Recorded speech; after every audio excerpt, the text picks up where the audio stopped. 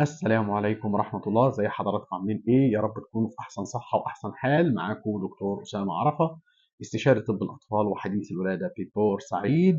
سؤال في العيادة: دكتور، الإسهال والترجيع كتير عند ولادي التلاتة، هم عادوا بعض أكلوا مع بعض، حصل إيه؟ إسهال والترجيع منتشر فعلا جدا اليومين دول. طيب إيه أهم الأعراض اللي إحنا بنخلي بالنا منها جدا في النزلة المعوية؟ إسهال، ترجيع، حرارة، الترجيع ثم الترجيع ثم الترجيع. لازم الترجيع يتوقف، حتى لو اديت حقن الترجيع، حتى لو علقت محلول. إن لم يتوقف الترجيع كل حاجة هتبقى فيها مشكلة.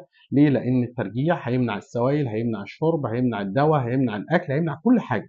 وبالتالي الترجيع العلامة الوحيدة اللي احنا بنديها على طول انجكشن أو دواء عبارة عن حقن عشان نوقف الترجيع ثم نقيم بقية الأمر.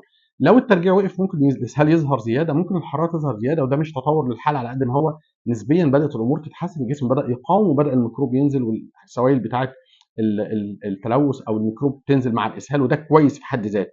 لكن هي المشكله كلها لو الترجيع لم يتوقف، اللي هيدي حقن الترجيع على بالليل او بعد 4 ساعات 5 ساعات ما حصلش توقف الترجيع، ينزل الطوارئ على طول، قد يحتاج اشعه او محاليل او. مهم جدا جدا الترجيع يقف، ثم الحراره والاسهال دي امورها بسيطه. مهم جدا ما نضغطش على الطفل في الوقت ده في الاكل، نوعيات الاكل، وان هو لازم ياكل، وان هو ازاي ما بياكلش. هو اهم حاجه لو طفل بيرضع نزود الرضاعه، لو طفل بياكل ياخد سوائل وحاجات خفيفه جدا جدا الجسم يقدر يتعامل معاها. ما نضغطش عليه عشان ما نزودش، حتى لما يتحسن تاني يوم او تالت يوم ما ترجعوش لاكله الطبيعي بسرعه، على مهلك، واحده واحده، ما تستعجلش، لان الرجوع سريعا للاكل الطبيعي بيؤدي الى انتكاسه، والانتكاسه بتبقى اسوأ من علاج النزله المعويه نفسها والتحسن اللي بيحصل. اطيب تمنياتي لحضراتكم واطفالكم بالصحه والعافيه. شكرا.